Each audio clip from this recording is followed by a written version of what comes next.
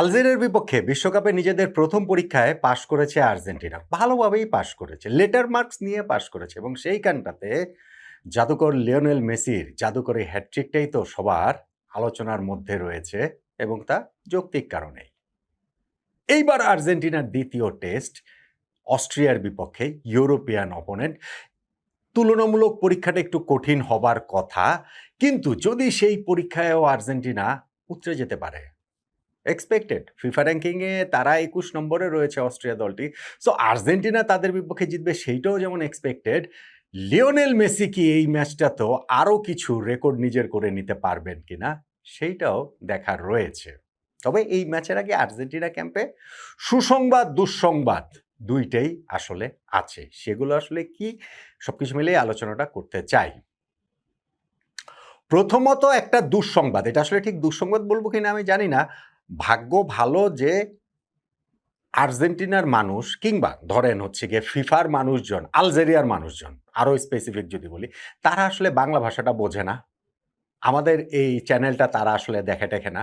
তা না হলে এই যে আলজেরিয়া আর্জেন্টিনার বিপক্ষে ফিফার কাছে নালিশ দিয়ে দিয়েছে, সেই জন্য আমাদেরকে কাঠগড়ায় দাঁড় করতে হতো, আমাকে দাঁড় করানো হতো আর কি, যে না, নট আউট নোমান এত কিছু করেছে, লিওনেল মেসি সেই লাল কার্ডের ঘটনাটা নিয়ে এখন আলজেরিয়া গিয়ে ফিফার কাছে কমপ্লেন করেছে।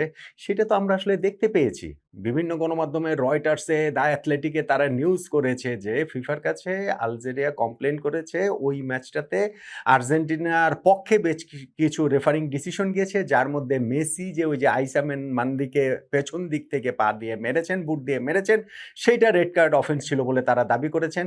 অ্যালেক্সিস ম্যাকেলিস্টার একটা হচ্ছে গিয়ে কনুই দিয়ে মেরেছেন, সেইটাও তাদের পক্ষে সিদ্ধান্তটা আলজেরিয়া যায়নি বলে ফিফার কাছে তারা দাবি করেছেন। দেখেন, আমি আবারও বলি, আমি অনেকবার বলেছি, আমি আবারও আরেকবার সেটা পুনর্ব্যক্ত করি, মেসিকে লাল কার্ড দেয়া যে হয়নি সেটা অ্যাবসলুটলি ফাইন। কেউ যদি মনে করেন যে ওই সিদ্ধান্তটা সঠিক, তাহলে সঠিক। আবার কেউ যদি মনে করেন যে না, মেসিকে লাল কার্ড দেওয়াটাই উচিত ছিল, সেটাও আসলে সঠিক। ফিফা আইনের দোহাই তুলে মেসিকে যে লাল কার্ড দেওয়া হয়নি সেইটাকে যদি জাস্টিফাই করেন, সেটা ভুল। কেননা এক্স্যাক্ট ওই ফিফা আইনের মাধ্যমেই আবার জাস্টিফাই করা যায় কিভাবে মেসিকে লাল কার্ড দেওয়াটা ঠিক ছিল। এটা হচ্ছে কি, যে আইনটা রয়েছে সেই আইনটার দুই রকম ইন্টারপ্রিটেশন রয়েছে, দুই রকম ব্যাখ্যায় রয়েছে, যে এখন যেভাবে দেখেন।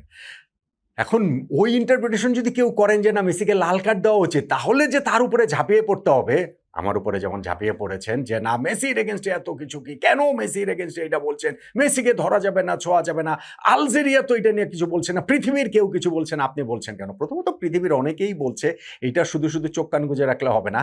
আর আলজেরিয়া এখন ফিফার কাছে অফিসিয়াল কমপ্লেনই করেছে। বাট আমার আন্ডারস্ট্যান্ডিং হচ্ছে এই কমপ্লেনে কিছু হবে টবে না, মানে এই ফিফার কাছে আলজেরিয়া কমপ্লেন করেছে, ফলে সেই সূত্র ধরে এখন এটা একটা রিভিউ হতে পারে। কিন্তু সেই প্রসিডিউর পেরিয়ে গিয়ে মেসি কে হচ্ছে গিয়ে নিষেধাজ্ঞা দিয়ে দিবে বা ওই ম্যাচের রেজাল্ট পাল্টে যাবে, এগুলো কেউ কোনো কিছুই আসলে হবে না। বাট আমার কাছে যেটা মনে হয় যে আপনাদের অনেকেই আমাকে যে শত্রু জ্ঞান করেছিল, অনেকে না, কেউ কেউ শত্রু জ্ঞান করেছেন আর্জেন্টিনা এবং লিওনেল মেসির, আমার কাছে বিষয়টা সেটা না। মেসি ভাই লাল কার্ড না পেলেই আমার কি, পেলেই আমার কি। ইস্যু হচ্ছে গিয়ে, আমি বলেছিলাম যে আইনের দুইটা সাইডই রয়েছে। এই দুইটা সাইডটা আপনাদেরকে অনেকেই হয়তো বা দেখান না, বা আপনারাও দেখতে চান না, অনেকেই দেখতে চান না, সমর্থকের মনে, আমি সেটা বুঝি না, ঠিক আছে, সমর্থকরা তো সেভাবে ভাববেনি। বাট আমার কাছে মনে হয়েছে যে দুইটা সাইডই আপনাদের সামনে তুলে ধরাটা উচিত। যাক, ওইটা বেগ কোনো ইস্যু না। ইস্যু যেটা, সেটা হচ্ছে গিয়ে ইনজুরি। এবং সেটাই আমি বলছিলাম যে সুসংবাদ দুঃসংবাদ দুইটাই রয়েছে। দুঃসংবাদ কি? দুঃসংবাদ হচ্ছে গিয়ে আর্জেন্টিনার রাইট ব্যাক গনজালো মন্টিয়েলকে অস্ট্রিয়ার বিপক্ষে এই ম্যাচটাতে আর্জেন্টিনা পাচ্ছে না। এটা মোটামুটি নিশ্চিত। আর্জেন্টিনা বিভিন্ন টিওআইসি স্পোর্টস থেকে শুরু করে বিভিন্ন গণমাধ্যমে এই নিউজটা হয়েছে। এখন প্রথম ম্যাচটা আলজেরিয়ার বিপক্ষে তিনি কিন্তু রাইট ব্যাকে স্টার্ট করেছিলেন। সেকেন্ড হাফে তার বদলি হিসেবে নাহুয়েল মোলিনা নেমেছিলেন এবং এই ম্যাচটাতে যেহেতু মন্টিয়েল রুলড আউট হয়ে যাচ্ছেন, সেই ক্ষেত্রে মোলিনাই ফার্স্ট 11টাতে খেলবেন। এইটা আমার কাছে যে বিরাট বড় দুঃসংবাদ তা মনে হয় না।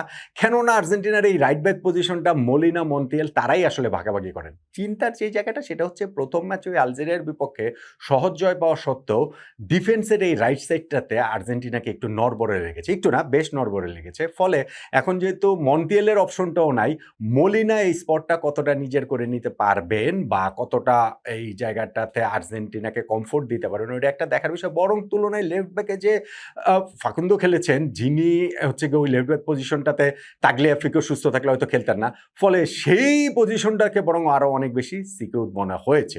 এইটা আর্জেন্টিনার জন্য একটু রাইট সাইডটাতে যে মন্টিয়েলকে পাচ্ছে না, এটা তারপরেও তো একটু দুশ্চিন্তার ব্যাপার-স্যাপার থাকে। আবার ইনজুরি ফ্রন্টে সুসংবাদও রয়েছে।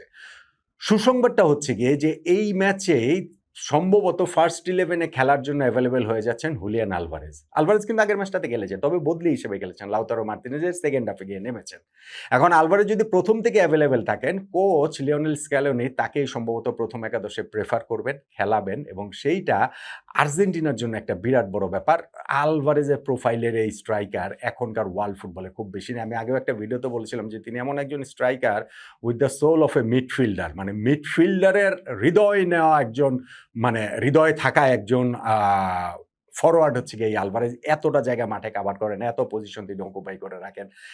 সো ওইটা আর্জেন্টিনার জন্য গুরুত্বপূর্ণ বলে মনে হয়। ইনফ্যাক্ট লিয়ান্দ্রো পারেদেস, যিনি প্রথম ম্যাচে ইনজুরির কারণে একেবারেই ছিলেন না, এই ম্যাচটাতে তিনিও কিছু মিনিট পাবেন বলে আর্জেন্টিনার বিভিন্ন গণমাধ্যমের খবর। এইটাও কোচ স্ক্যালোনি তথা আর্জেন্টিনা ক্যাম্পের জন্য খুব বড় সুসংবাদ। ওয়ার্ল্ড কাপ একটা লং জার্নি। এইখানে ৮টা ম্যাচ খেলতে হবে, ১ মাস ১.৫ মাসের টুর্নামেন্ট। ফলে এইখানে প্রত্যেককে সুস্থ পাওয়া বা বিভিন্ন সময় কাজে লাগানো সেটা খুব গুরুত্বপূর্ণ।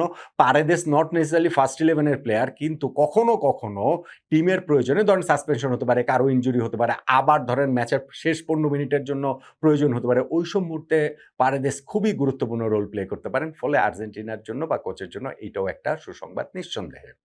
এখন লিওনেল মেসির যে ইস্যুটা, সেইটা হচ্ছে গিয়ে তার সামনে আগের ম্যাচে হ্যাটট্রিক করে তো অনেক রেকর্ড করে ফেলেছেন। অনেক কিছু তিনি করে ফেলেছেন। তিনি এই ম্যাচটাতে লিওনেল মেসি অন্তত ৩টা বড় রেকর্ডের সামনে দাঁড়িয়ে আছেন। সেইটা ভাঙতে পারেন। নাম্বার 1, বিশ্বকাপে সর্বকালের সর্বোচ্চ গোলদাতা মেসি হয়ে যেতে পারেন। যেটা ১৬ গোল নিয়ে এই মুহূর্তে মিরোস্লাভ ক্লোজার সঙ্গে তিনি যৌথভাবে রয়েছেন। মানে আমি যখন এই ভিডিওটা করছি। সো এই জায়গাটাতে তার আগে ফ্রান্সের খেলা রয়েছে। এমবাপ্পে কি সেই জায়গাটা কি করবে, ওইটা অন্য আলোচনা। কিন্তু লিওনেল মেসি ওই মিরোস্লাভ ক্লোজার সঙ্গে যে যুগ্মভাবে রয়েছেন সর্বকালের সর্বোচ্চ গোলদাতার সিংহাসনে বিশ্বকাপের, সেইটাকে ছাড়িয়ে গিয়ে তিনি একা ওইটা নিজের করে নিতে পারেন। নাম্বার 2, সেই ক্লোজারই আরেকটা রেকর্ড মেসি ভেঙে দিতে পারেন যে ওয়ার্ল্ড কাপে সবচেয়ে বেশি জয়ী দলের অংশ ১৬টা করে ম্যাচ মিরোস্লাভ ক্লোজার সঙ্গে লিওনেল মেসি রয়েছেন। সো অস্ট্রিয়ার সঙ্গে ম্যাচটাতে যদি আর্জেন্টিনা জেতে, অবভিয়াসলি মেসি খেলেন, মেসি তো খেলবেনই। ফলে সেই রেকর্ডটাও তার হয়ে যাবে। এবং আরেকটা জায়গা যেটা, সেটা হচ্ছে গিয়ে বক্সের বাইরে থেকে যদি মেসি গোল করতে পারেন, তাহলে বিশ্বকাপে এই বক্সের বাইরে থেকে সর্বকালের সর্বোচ্চ গোলদাতাও তিনি হয়ে যাবেন। যেইটা তার ৫টা এরই মধ্যে আসলে হয়ে আছে। সেই ৫টা গোল ব্রাজিলের কিংবদন্তি রিভেলিনোরও বক্সের বাইরে থেকে ৫টা গোল রয়েছে। আলজেরিয়ার বিপক্ষে ম্যাচটাতে মেসির সেই পঞ্চম গোলটা বক্সের বাইরে থেকে একটা আমরা দেখতে পেয়েছি। তাহলে আর্জেন্টিনার যে এই ম্যাচটা অস্ট্রিয়ার বিপক্ষে, সেখানে ইনজুরি ফ্রন্টে সুখবর রয়েছে, দুঃসংবাদও রয়েছে। মেসির বিপক্ষে বা আর্জেন্টিনার বিপক্ষে ওই যে আলজেরিয়ার যে কমপ্লেইন, সেইটা নিয়ে আমার কাছে মনে হয় না খুব একটা উদ্বেগের কিছু রয়েছে। কিন্তু ওই আর্গুমেন্টটা যে ভ্যালিড, সেইটা অন্ততপক্ষে এস্টাবলিশ হয়েছে। আমার কাছে মনে হয় যে ওই আর্গুমেন্টটা করা যায়, আলোচনাটা করা যায়। মেসি বলেই যে এই আলোচনাটা করা যাবে না, বিষয়টা সেরকম না। এবং মেসি নাম্বার 3 যেটা, তিনি এই ম্যাচটাতে অনেকগুলো রেকর্ড, অন্তত 3টা বিগ রেকর্ডের সামনে দাঁড়িয়ে রয়েছেন। সেগুলাকে অস্ট্রিয়ার বিপক্ষে ম্যাচে ভাঙতে পারবেন কিনা, সব না পারলেও অন্ততপক্ষে প্রথম 2টা, ধরেন বক্সের বাইরে থেকে গোল করতে পারল না, কিন্তু যদি সর্বকালের সর্বোচ্চ গোলদাতা হয়ে যান এবং যদি আর্জেন্টিনার ওই জয়ী দলের অংশ হন, সবচেয়ে বেশি ম্যাচ জয়ের অংশ হন, মিরোস্লাভ ক্লোজার ওই 2টা রেকর্ড ভাঙাটাই মেসির জন্য, সমর্থকদের জন্য বিরাট স্বস্তির হবে। রিভেলিনোর রেকর্ডটা না হয়